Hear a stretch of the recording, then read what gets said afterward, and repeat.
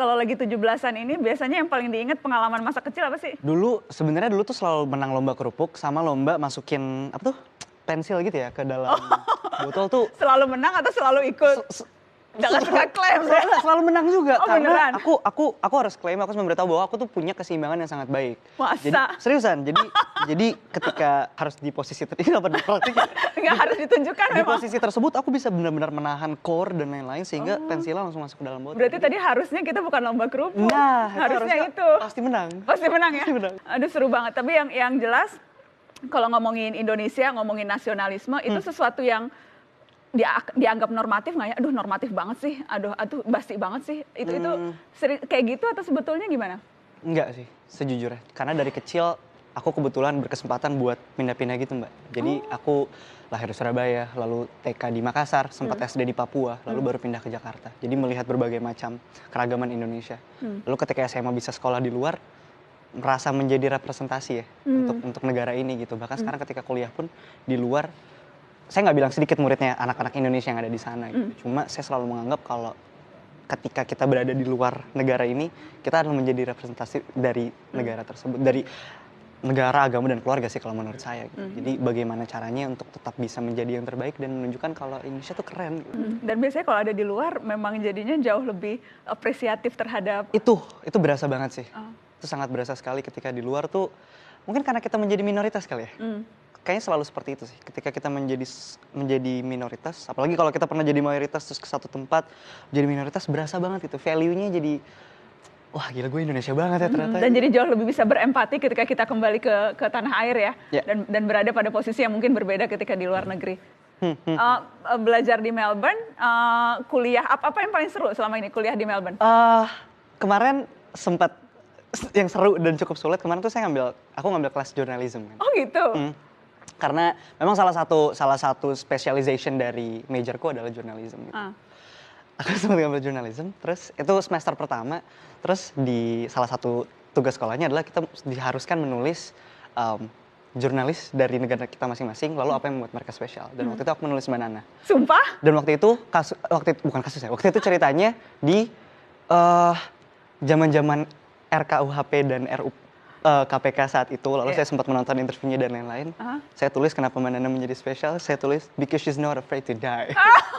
And she's not afraid to be in the wrong, aku bilang gitu. Oh wow, itu flatter banget.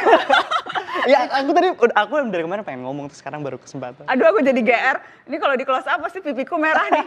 Karena Iqbal Ramadan baru aja ngaku kalau aku, apa tadi, jangan aku yang ngomong, nanti Oh gue iya, GR. itu apa namanya, kayak jurnalis yang kita anggap apa ya, berpengaruh lah harus diulang-ulang nih, harus di bold.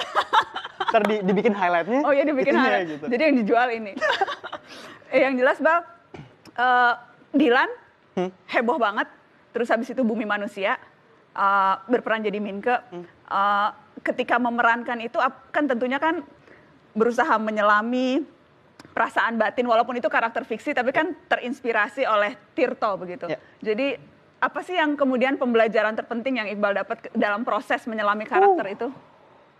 Ngomongin Minke kali ya. Wow, itu proses yang cukup spiritual sih. Kayaknya dari mulai pertama kali ditawarin. Soalnya aku baca dulu waktu masih di Amerika kan. Tanpa tahu kalau ternyata akan ada filmnya, mau diproduksi dan lain-lain, aku sama sekali nggak tahu apa-apa. Lalu ternyata ketika di casting lalu terpilih, lalu prosesnya itu cukup apa ya? Ya spiritual sih, maksudnya mencoba untuk menjadi, karena research-nya ini kan kalau Dilan 1990, aku masih bisa ngobrol sama ibuku tentang bagaimana situasi saat itu. Ini 1890. Kalau ngobrol sama orang yang dari 1890 serem malah kayaknya. Jadi mungkin yang bisa dipelajarin untuk penerimaannya Minke sebagai pribumi sih. Maksudnya ketika dia waktu itu menjadi satu-satunya yang bersekolah di HBS, lalu sempat ada penolakan tentang dirinya menjadi pribumi, dia pengen jadi Indo dan lain-lain. Sejujurnya aku juga merasakan itu waktu pertama kali keluar negeri untuk sekolah. Banyak akhirnya value-value yang aku rasa kok kayaknya nggak cocok ya dengan globalisasi atau apapun itu. Sampai akhirnya setelah mendalami Minke, ya justru harusnya value itu yang kita emphasize dan kita sesuaikan, kita adjust lagi dengan segala culture dan yang ada di dunia saat ini gitu. Dan itu cukup menginspirasi sih buat aku untuk always kembali ke akarnya, ke roots gitu. Orang-orang suka nanya, emang lu 100% Indonesia ya? Insya Allah gitu, selalu. Memang ada yang meragukan keindonesiaan Iqbal Ramadan? Orang-orang suka kayak merasa, nggak tahu ya, mungkin karena orang-orang taunya mungkin sekolah di luar dan lain-lain. Jadi akhirnya kenasionalismenya jadi sering dipertanyakan gitu. Jadi kayak, tapi kenapa harus dipertanyakan sebenarnya? Kesel nggak kalau digituin? Lumayan sih, kayak apa yang membuat saya tidak Indonesia tuh apa gitu?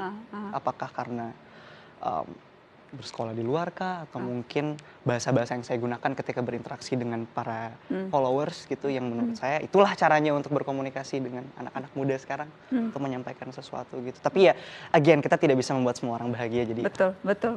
Nextnya apa nih? What's next for Iqbal Ramadan? kuliah itu tetap nomor 1 sih sekarang. Udah mulai masuk tahun kedua, jadi materinya juga udah lumayan. Pengen produksi film lagi. Goalsnya sih sebenarnya pengen banget produce Mbak aku tuh. Pengen banget gitu menjadi orang di balik layar. Pengen banget, dan tetap pengen main musik dan belajar terus sih, harus selalu menjadi murid terus sampai Semua murid semua guru. semua murid semua guru. Pembelajar seumur hidup. Itu dia.